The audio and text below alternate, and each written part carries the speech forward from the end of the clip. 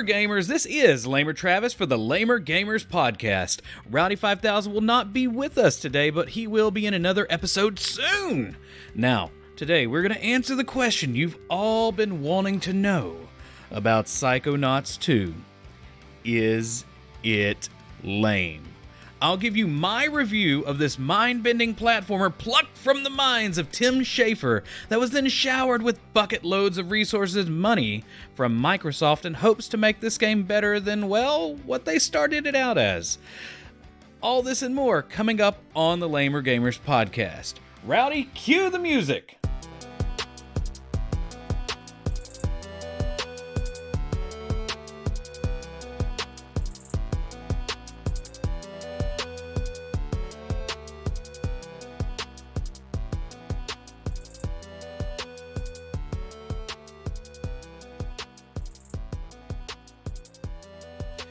Alright guys, so we're going to start out with, if you are not a hardcore like Xbox fan or platformer fan, a flan, yes, you're a gelatinous liquid that loves platformers. No, if you're not a fan of platformers, or you're not old like me, you probably don't know what Psychonauts is. So let's see what they actually write down. This is their explanation for the game, according to Double Fine.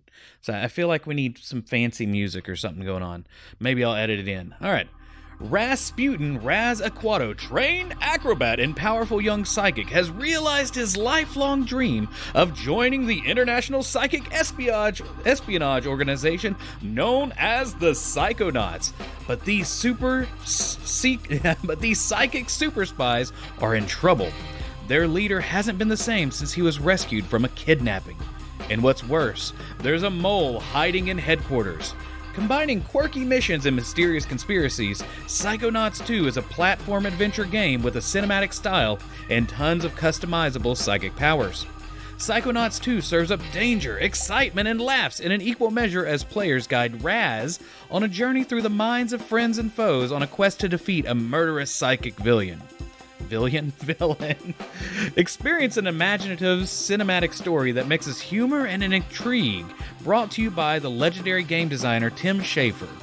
Explore unique environments using Raz's ability to dive into people's brains to battle their inner demons, unlock hidden memories, and resolve their emotional baggage. Leap acrobatically through the air, traversing tightropes and trapezes in a very challenging and joyful platforming experience. Wield a powerful array of psychic powers to blast, burn, and levitate, or even slow down time itself to solve environmental puzzles and battle strange enemies. All this we'll talk about while listening to my pit bull snore next to me, very loudly, might I add, Belle, on the Lamer Gamers podcast. Now, so this all sounds really cool. So we're going to go through this during the episode and see if it really lives up to the potential talked about in that preview. But before we dive into that, let's actually talk a little bit about how this game went from being a Double Fine production, which used crowdfunding, to being purchased by the amorphous blob monster known as Microsoft to be pushed onto Game Pass as a day one release. So the origins of this come from, I guess we need to talk about the leader of Double Fine, Tim Schafer.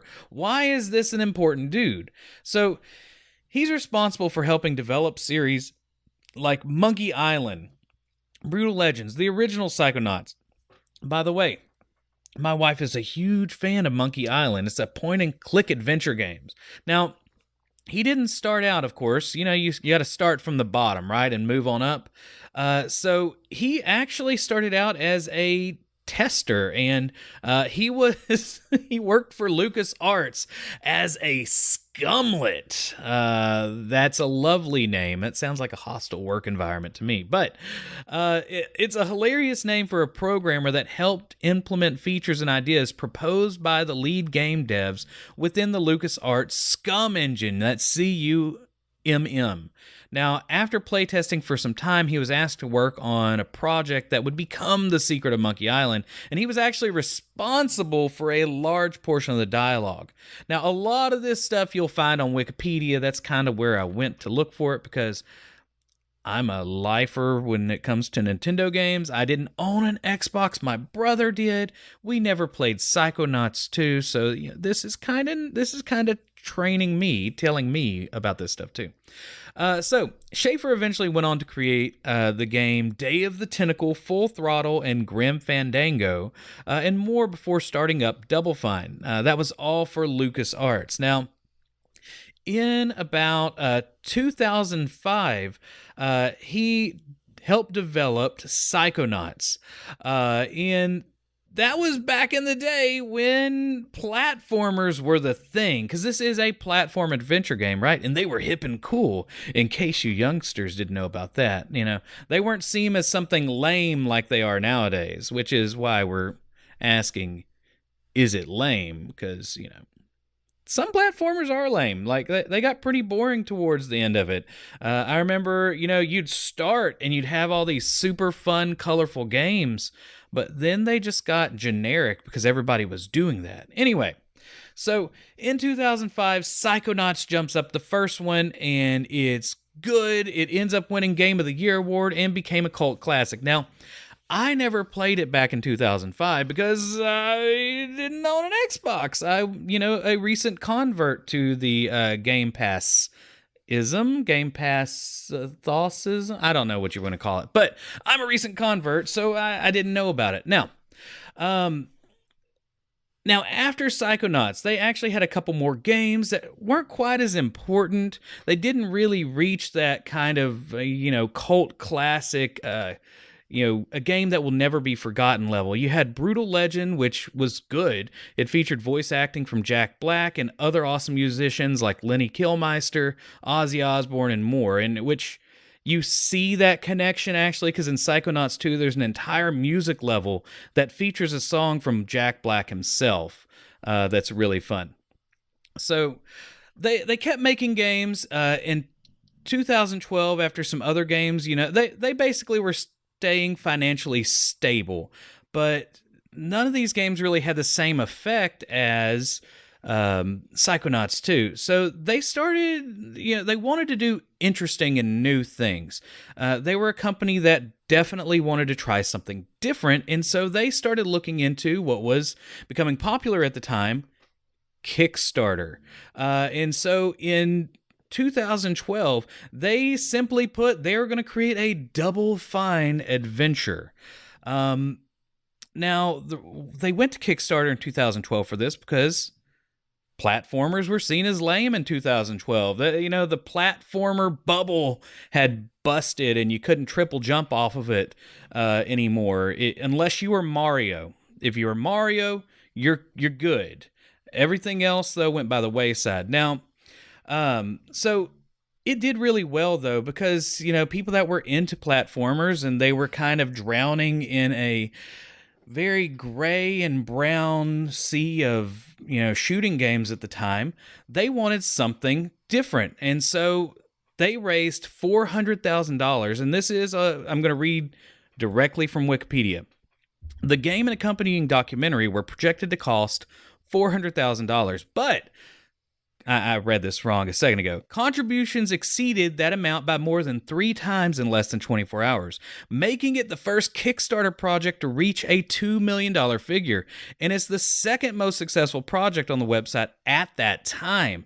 So they ended up by March 13th of that year reaching $3,336,371 with an additional $110 from premium pledges.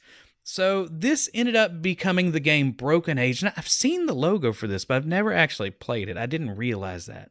So I think I got to go back and play that. But, and I think this too will kickstart an idea for an episode. Maybe we need to do a future episode on the best and lamest crowdfunding games. If you want to hear that in the future, let us know at LamerGamersCast on Twitter.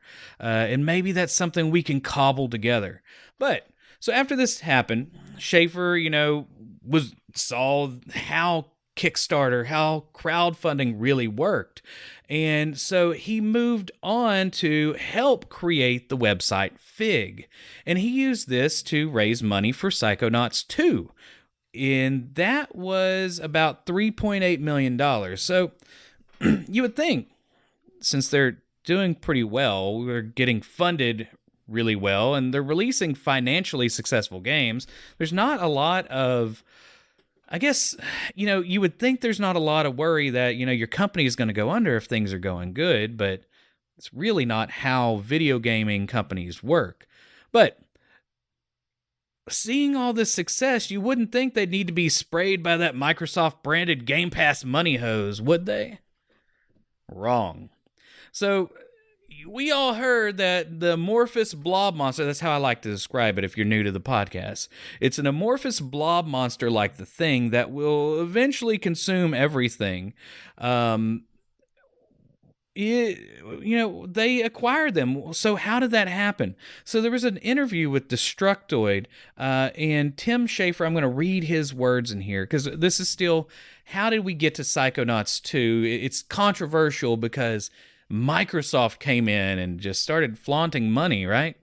And so here's the thought process behind why Psychonauts 2 became a Microsoft next-gen exclusive and old gen, still on PlayStation 4. So it said something to the effect of, I have a great business developer people doing stuff for me. I have to get involved with the eternal question, though, of where's the next chunk of money coming from? How are we going to change what we're doing creatively to go after that money? And what are publishers signing these days? Do we have to do stuff like free play? All these kind of things are gone, and that's a big thing. He doesn't have to think about or worry about these things anymore. Microsoft wanted us to join them so that we'd add our own types of game to their platform and to Game Pass. That's all we have to worry about doing. Just worry about what's the best Double Fine game we can make. And that's all they have to think about. So there was more asked in the interview, and he said, I asked myself two questions. First, what would happen to our culture? So this is him thinking through what's going to happen to Double Fine as a company. Would we change our email to @Microsoft? These little things that are really important to me, Would you put up a logo in the lobby? They don't want us to do any of that. They said, no, keep everything the way it is. You're Double Fine. You stay Double Fine, yeah. I mean, they didn't say it exactly like that, but you get what I mean. It's what Microsoft talks about as being their quote-unquote unplugged studios, and you see that with Ninja Theory, In Exile, and one of my personal favorites, Obsidian. Just as an aside, this is a big part of why I've become such a Game Pass nerd lately. Obsidian and the types of games they make they're very big on crowdfunding, but that first crowdfunded game, which they do CRPGs and things, right? Very story-driven games. The first crowdfunding usually goes wild. The second and third, not so much, because people got their fix for a while. And so, essentially, Microsoft's trying to expand what they put out. Man, Bell, are you going to snore louder? Sorry, Pitbull's snoring, but I don't know if it's coming through the mic.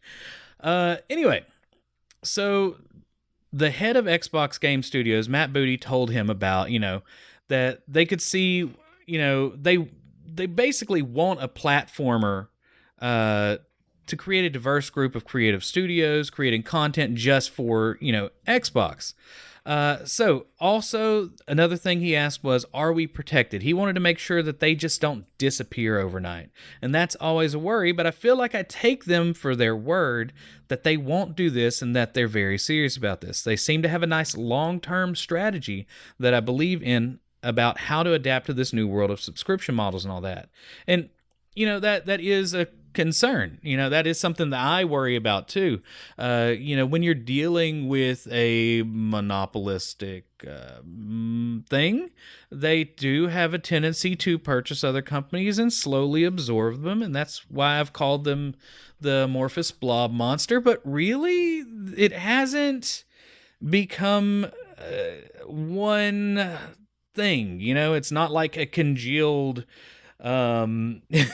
something, let's say, just because I know somebody's listening, slaw right now. It's not like coleslaw left in a bag that congeals over time and becomes something else if you leave it in the fridge too long, right?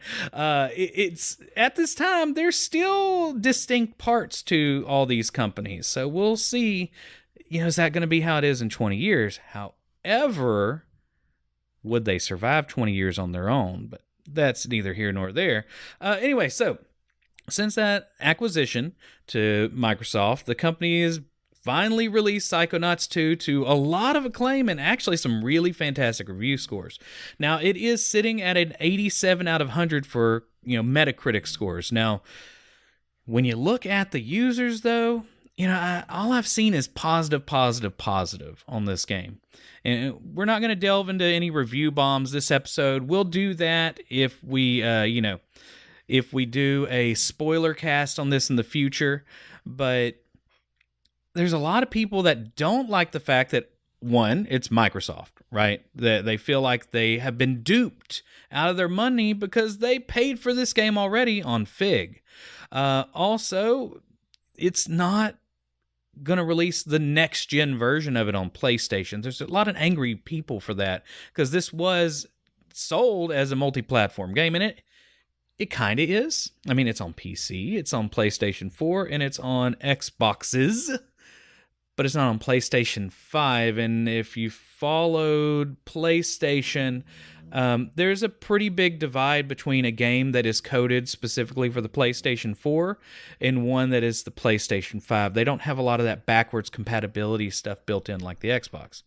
Anyway, so what say you? Is this lame? Was it the right move?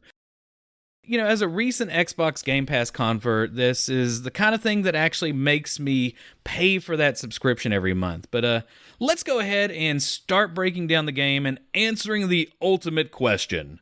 Now that we know the history, is it lame? So, first up, what does this game play like? Is it, they advertise it as a quirky cinematic adventure platforming game, and the answer is yes. So much yes. All the yes. Game mechanics, and we'll break down game mechanics first. They're pretty spiffy, actually. To me, it's much more than a platformer. Every level feels crafted in a way that is unique. You do feel like, though, like you're going on a journey, and as you traverse the real world and the jarringly dissonant constructs of the mind, it feels like it's very much just made to be its own separate game at times. Even though there is a control scheme that fits along with it, it's unique depending on whose head you're jumping into. It's really kind of cool. They throw like a door on the back of somebody's head and you dive into it and you start, going in their brain. So, now how you actually move in this game, like the controls, the jumping mechanics are kind of Mario-like, and I use Mario a lot in, Mario Odyssey, Mario Galaxy is kind of like the higher echelons of platform gaming in 3D, and it feels kind of like that, but without a triple jump and without those super fast kind of snappy movements. Mario has that kind of run and slide thing going on that's been there since the old Mario games. You do get a double jump, and there is a parachuting mechanic using one of your psychic powers we'll get into in a minute. There's also a rail sliding mechanic that feels like, they just ripped it straight out of Splatoon, which Splatoon kind of took that from Tony Hawk back in the day. So, it's good. I really like that mechanic. It's fun flying around the levels. Also, there are some powers that give you some extra movement capabilities, like levitation, but it doesn't work how you expect levitation as a floaty thing. It's like a ball of energy, and you're rolling around on it, and that ball turns into a short-term parachute when falling. Also, you do have battle mechanics, and these are affected by your powers. So it's not, there's very limited fighting in some platformers. This one does have decent variation in the fighting system. There is melee, and these are the mechanics that you'll see. Melee, and all of them are upgradable depending on spending points you get from gathering imagination figments, which is a really kind of fun collectathon thing in this game. You can 100% this game. It does have that sort of old school, like a Banjo-Kazooie quality, going back to Nintendo games, right? It's collectathons where you try to find as many things. So you have figments of the imagination that you collect that are really fun. You have, my favorite thing is emotional baggage. You have to find tags for the emotional baggage. It's a personified bag, like purses or suitcases, and you help the emotional baggage by finding their lost tag. It's ridiculous. But anyway, so all these things lead into you upgrading your battle mechanics, your psychic power. So melee, punch, punch, you can upgrade it with like fancy rainbowy colors or more power. Telekinesis works a lot like the game Control, where you pick up random object, throw random object with your mind, and it goes after the nearest enemy. Also, you might have to hold it down to get a large weapon or large object. Psyblast is essentially pew pew. It's like a gun with your brain. Pyrokinesis, one of my favorite, is an AoE kind of explosion of fire, and you can upgrade it to be very massive, and it does burn damage on enemies. Levitation, we talked about earlier. It's like a rolly ball. Clairvoyance, which is very underutilized. Clairvoyance lets you see into a character's mind. It's mostly used for NPCs. You can see like little, if you see like the little clairvoyant symbol over of a character, they'll tell you a secret of where to get these little bits that you can spend on items. You do use it for an enemy we'll talk about in a minute. And then there is mental connection, which is the best power. It's like it can be used so there's things called stray thoughts in this game. And we're going to talk about, like, I'm saying all these weird things, right? I'll talk about how this makes sense in a minute. But there's stray thoughts, these little bubbles that you can zap and zoom and zip and bob to.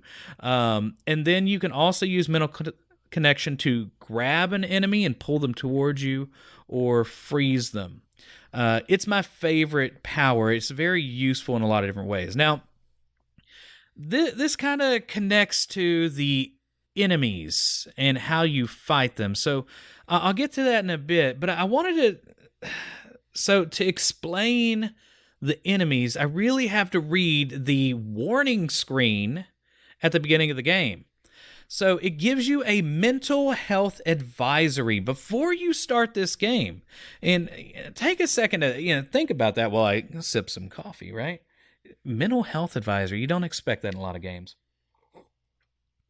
So it says, Psychonauts 2 contains artistic interpretations of serious mental conditions, including addiction, PTSD, panic attacks, anxiety, and delusions. There are also images that may be upsetting to people with dental phobia. Dental phobia! My wife did not like the beginning of this game at all. She goes to the dentist a lot. Anyway, these conditions are usually presented in a lighthearted or even comical manner, but might still be distressing to some players.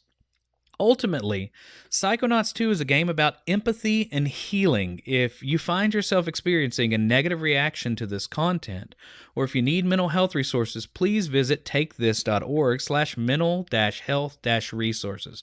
Fantastic advisory, and I think is actually needed. At first I was kind of like, oh wow, that's interesting, and you don't expect this as you jump into the game. And just kind of playing some Microsoft games on Game Pass, you do see these concerns for the well-being of players that I really kind of like dealing with. I have a job as what's called discipline coordination. It's really working with students to help them be able to cope and get through the day and become more disciplined as people so they can go out into the real world and succeed, right? And I like what Microsoft does with, they work really well with accessibility, people that are handicapped. They have ways that they reconfigure the controllers and stuff. Also, if somebody has an extreme phobia, they do tend to warn it, except for that, Conan Exile's snake phobia thing. Sorry about that, Skylar. Yeah, she's one of our guest hosts occasionally. That's not a Microsoft game, so we're gonna blame that on Tencent and Funcom. But in Grounded, they actually warn about arachnophobia and have an arachnophobia slider, which is kind of funny unless you have arachnophobia, and then that is absolutely frightening. And that game does have the most frightening spiders. Anyway, so this sounds like you'd be dealing with these kind of things on a story level, and that is true. What's interesting though is they personify various mental conditions, and some that I find the most interesting, and I should have said at the beginning, I'm not looking to ruin the story for you. I'm not going to be talking about, the character goes through this, or this, but because honestly, there's so much good concept that happens. And one thing is the enemy types. So they personify, or, I would say personify is not really a good word for it because it's not always persons. Sometimes they're little monsters, like bad ideas. They kind of look like a back alley Pikachu with a fiery red light bulb that explodes and gets thrown at you. It's just like the Pikachu from the rough sides of places. I don't know. He can hurt you. Bad ideas I do not like. Also, there are censors, and they are these little dudes with big noses, and they go around, they have a stamp, and they try to stamp out you because they're supposed to be stamping out thoughts they don't like. I mean, don't get confused with Facebook employees, but I shouldn't make that joke. Anyway, bad moods. Bad moods are in the game, and you actually had to find the source of the bad moods before you can hurt them, which is really interesting. And then there are enablers. So enablers are interesting because they are personified as a cheerleader, and they give buffs to other enemy types. Now, I really like this concept because in real life there are plenty of enablers for bad ideas or bad habits, and they block out anything from hurting that bad idea or helping it. And so in this game, you can't hurt what the enabler is buffing until you get rid of the enabler. And that's if you're kind of dealing with something you're trying to work on, right, as a person. I'm not necessarily saying, you should use your telekinetic powers to get rid of that enabling thought or actual enabler. That could be dangerous, but maybe you should readjust your thinking or walk away from that. You'll probably be better for it in the end. But anyway, also another interesting enemy type are panic attacks. Oh my gosh, the panic attacks. They're like this hyperchromatic, loud, fast, unruly monster thing, and you have to use various techniques to slow them down. They start introducing these as enemy types, and when they do this, they do a really fantastic job of showing what someone goes through when dealing with actual panic attacks.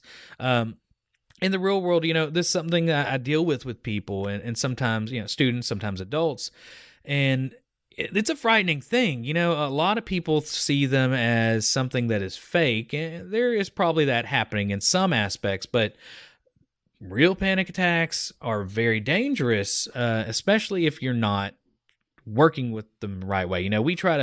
Occasionally we'll try to ground somebody, not like getting in trouble grounded, but, trying to get them to understand that they are here in the real world and not wherever their mind is thinking 28 steps ahead. You might say something like, are you in any actual danger in the room right now? Can you be physically harmed? And things like, name 3 objects in the room that you can see, you could touch, you could hear. Those are kind of things that will sometimes help people back down. I won't say this is a technique that works every time. I've witnessed it as a first step in dealing with an ongoing or oncoming panic attack. So I'm not like saying this is how you solve it. But, I found this interesting that panic attacks were in the game. You have to actually slow down the panic attack using I guess I forgot to mention that. There's a power that slows down time. That's really helpful. But anyway, there are a lot more enemies in the game. I don't want to spoil those for you. Those are some of the base enemies, and those are honestly among my favorite. So I've talked about how does this game play. I've kind of talked about control. The controls are decent. There's a lot of mechanics in it. It is a decent platformer, control-wise, how quick everything reacts. It's better than average, but it's still not quite up to that Mario echelon. And I also, you can only use 4 powers at a time.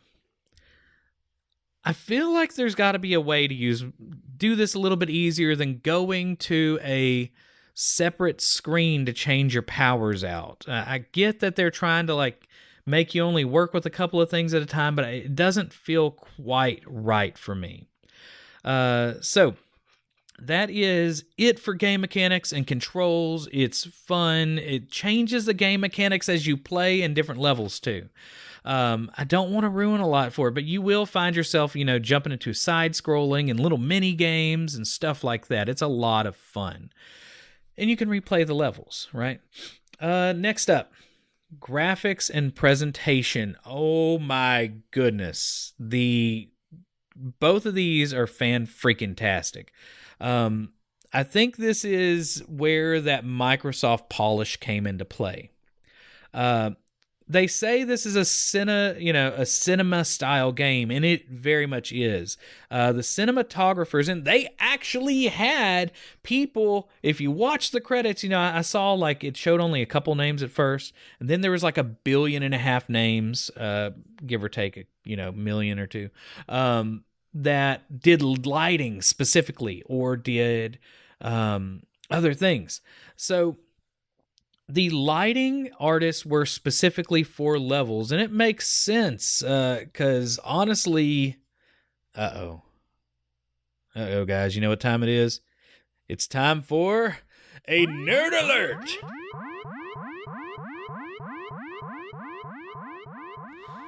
Alright, guys, so the Nerd Alert.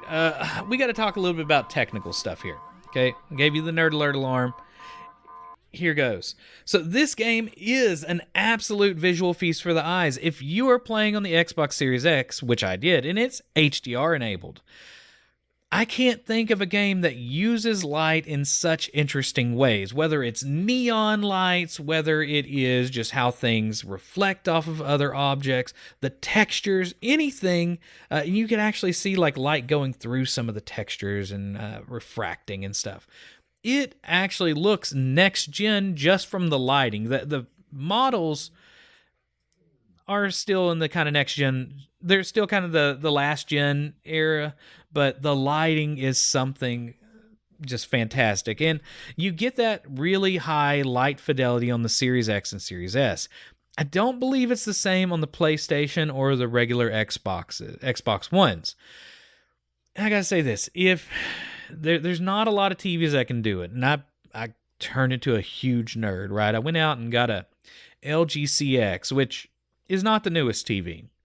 The C1 and the G1s are the newer types, but I might have done a thing. I might have hypothetically installed an engineering update to get Dolby Vision at 120 frames per second to play this game properly. It may have possibly done that, but I can't say for sure. Anyway, if you can play this game in Dolby Vision, do it.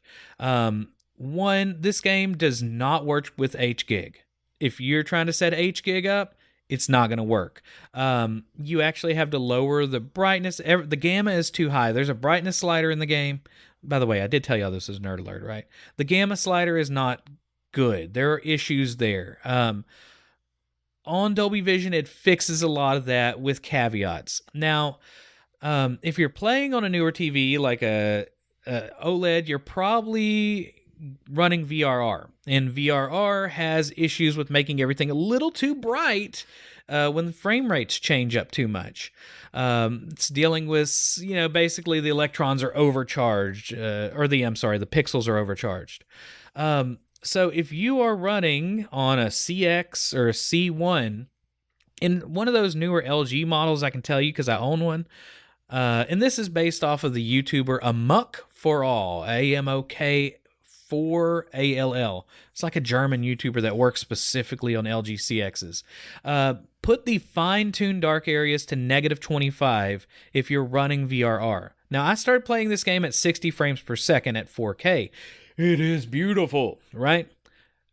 Because, at the beginning, though, the learning curve is pretty smooth. Now, by the end of the game, though, I ratcheted that up to 120 frames per second and did not go back. It still looks fantastic at 120 frames per second at 1440p, which is a little mind-blowing whenever you look at this and the way they do the light. There are some slight stutters, even in VRR, but when you're in the mind of an old mailman, and there are literally hundreds of letters the size of a house flying by your head, and you have to stay on one of them while throwing out fancy time-stopping powers, you might want some extra frames. I don't know if the 1S or anything plays at a lower frame rate, but I would not want to play this game at 30 frames per second towards the middle and end of the game. It's not bad at the beginning. All right, guys, so that's just the super nerd stuff. This ends our emergency nerd alert. You will now be brought back to your regularly scheduled Lamer Gamers podcast. Okay, guys, sorry, I had to throw the high-level nerd stuff at you. But back to the graphics. Animation, top-notch in the game. The characters bounce and move with extreme fluidity, and it makes sense in this style of game that claims to be cinematic and animated. And just really, I can't say it enough. I'm kind of gushing over it. The presentation and graphic style push this game over the edge.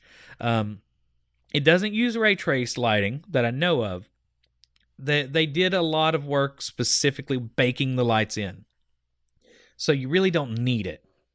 And it's just really executed so well. I mean, it just pushes this game over the edge. The game's still great without the visuals being top-notch, but it's just extra little thing, right? That leads to a warning. If you have simulator sickness, this is a very real thing in this game. Simulator sickness is like getting sick playing games that have a lot of motion in it. Our guest host, Skylar, tested the game. I was actually going to try to get her to do this episode, and she couldn't make it past the first 10 minutes before simulator sickness actually kicked in. So just giving you some warning, expect to see some reality-bending shots in the game that are really smooth and lifelike at times, even for a cartoony game. If you get sick from any sort of game, watch out. Try it if you have Game Pass. Don't go out and spend $60 on this game if you are a little bit worried. You might try to test it out somewhere first, or play on a smaller screen. I would not suggest going big screen. Even I, like in certain camera shots or certain levels, there's a lot to track visually, and it'll get to you after a while if you're too close. All right, guys, let's move on to sound. Sounds okay. Fantastic at times. There are some parts of the sound that are good, some that are fantastic. Music, great, except for one of the later levels, and it's so repetitive, it just made me want to turn off the volume. But that was kind of the point. You'll know when you get there. You'll know. It will ruin the story if I tell you what it is. Sound effects are okay. There's nothing particularly great or bad that popped out in sound effects realm. The voice acting, though, oh my gosh, it's good. Especially the characters that you jump into the minds of. You'd be surprised at the emotional delivery after some really goofy stuff. It reminds me a lot of how Scrubs, I'm a big fan of Scrubs, right? The show. They get away with being an extra contrast of emotion by being goofy and lighthearted, and then you just get hit with something hard. So, that being said, though, the funosity. I like talking about, they used to have the fun factor on some old magazines, those fancy things with paper back in the day. Is this game actually fun? And yes, it's a lot of fun. I had a blast with this game. One way that I can tell if I'm enjoying a game. When do I stop playing the game? Because I work all day, I come home, and I try to not play games that are super exciting past 10 p.m. because I got to wake up at like 6:30 or something. I want to play something that's chill. I normally don't go to sleep till midnight, right? So I play a lot of Flight Simulator because it's fairly chill if you're not trying to land, I guess, and you have it on easy. But it's just kind of nice to look at. So, however, with this game, with Psychonauts 2, I kept finding myself pushing towards like 11 or midnight, even though I had to get up at work the next day. It is very, very fun, but just like that warning earlier, do expect to go through various emotions while playing this game. It's not just like pure, unadulterated fun. It's not to the point to where it's like fun without substance. And that leads us into the story, which I found pretty phenomenal. A little confusing at times. I feel like they left some things out towards the end that they should have focused on more. But the story, it's that one of those things I can tell you it's super fun, but reality does come into play with this game. It's more than fun. It's really an experience to be had that you might actually need a break from at times.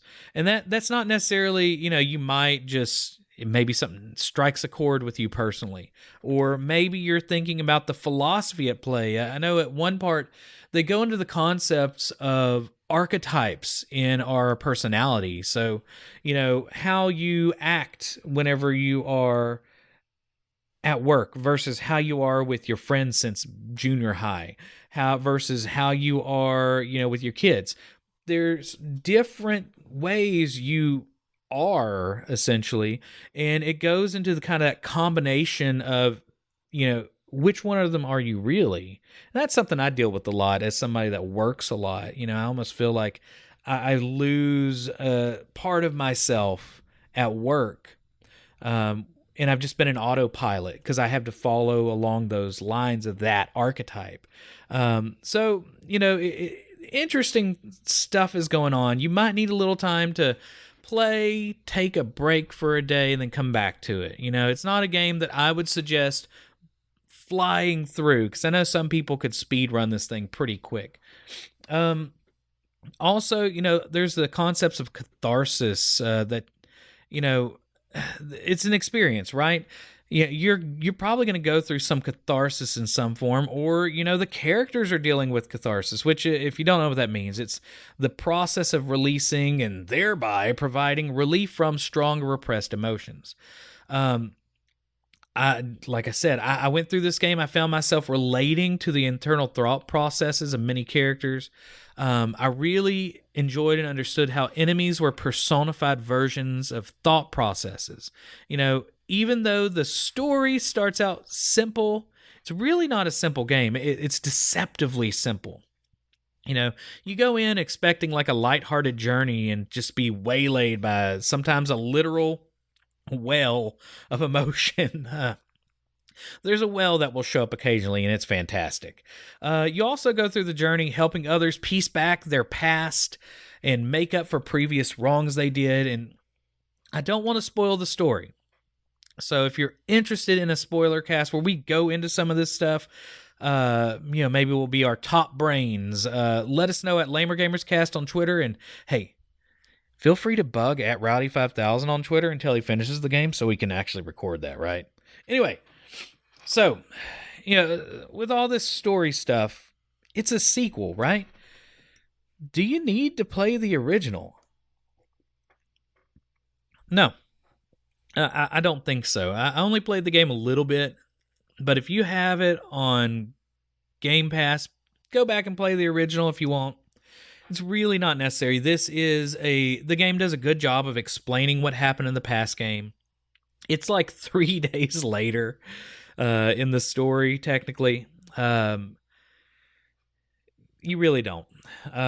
In the old game it is, I tried playing it a little bit. It was okay. I'm sure I would have freaked out as a kid if I would have played it.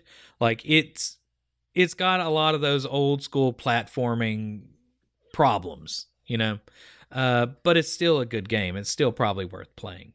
Anyway, So the story is top notch. It's deceptively good, and that's unusual for a platformer. Normally platformers and good story don't go together, but this is on another level in that realm. So it is time to ask the final ultimate question. Is it lame? No. This game is fantastic. You really should stop listening to this podcast. You just spent like 40 something minutes listening to this podcast. Why haven't you gone to play it? Go spend like 10 to 15 bucks to get it on Game Pass and go play it now. Like, seriously, I didn't expect to enjoy this game as much as I did. Psychonauts 2 was in my... It looks interesting. I'm sure it'll be fun. I was not wowed by what they were putting out there. Like, I didn't think the graphics looked all that great at first either.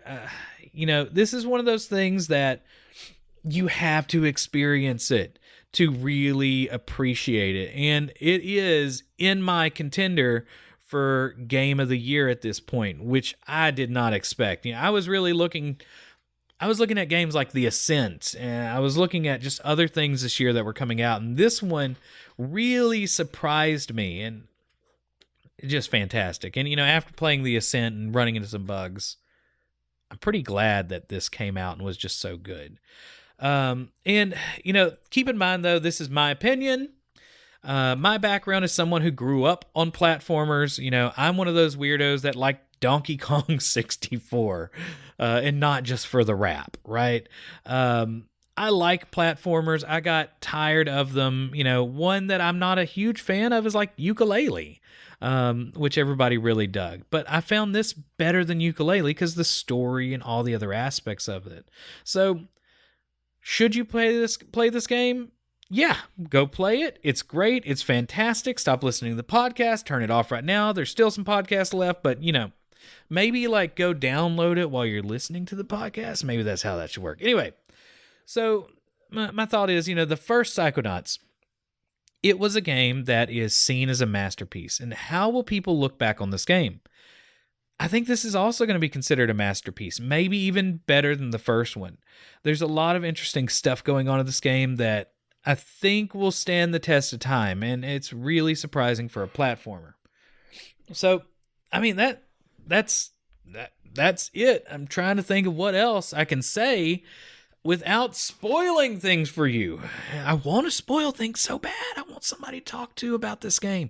Nobody, I've been playing Conan Exiles with people, and nobody's playing this game. I run a Conan Exiles server with some folks, and I told them I am not going to talk to y'all for like a week until I finish this game so I can talk about it.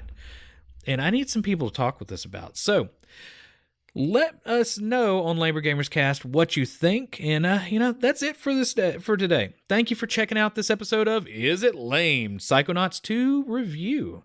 And, thanks for listening to our podcast. If you're like me, you're probably tired right now. I know, just personally in Texas, we're hopefully seeing the spike of Delta come down because it came through our area and it's been going. And hopefully some things will be normalized in the next few weeks. But, the last month, me personally, I've had school start up, just life in general. And right now we're waiting to see, we got something in the Gulf. We barely got, we got missed by Ida. But now we're expecting 5 to 20 inches of rain this week. I think we're all pretty worn out right now. But hey, I got to say though, just kind of as a personal thing, even if things seem gloomy, even if you're worried about what's going on in your life, politics right now, or even relationships with one another, just know that, stormy clouds are ahead, but they can't last forever. You will see better days ahead, and you may have to work to get there, and you might not get there unscathed. But I think that's really what I liked about Psychonauts 2. To just go back to it. It's something that the game is enthusiastic. It is hopeful. It's something shows you working through things and getting to a better place in the end. And I really think that's an important message that needs to be out there right now when everybody is going through so much and dealing with so many things that I think make an interesting parallel to life right now, whether it is enablers, dealing with panic attacks, censoring, all sorts of stuff going on. And that's how I'm going to end this. Thank y'all for putting up with my lack of content or going on Twitter. And thank y'all for reaching out, those that have. I do appreciate y'all that are sending out private messages or adding us on Twitter. Our downloads are actually coming up again, and I don't know where. It's got to be from y'all. So thank you, all you lamers out there, for sharing the show, and it's really keeping us going during these times. And hopefully, like I said, I know we're on Rowdy Watch 2021. Maybe he'll be back soon. I got to check in with him today because he thought he might be able to record a PlayStation Is It Lame kind of thing going on. It's our big thing. It seems to be working. Anyway, that's it for me. I hope everybody has a fantastic week, and we'll see you on the next episode of the Lamer Gamers Podcast.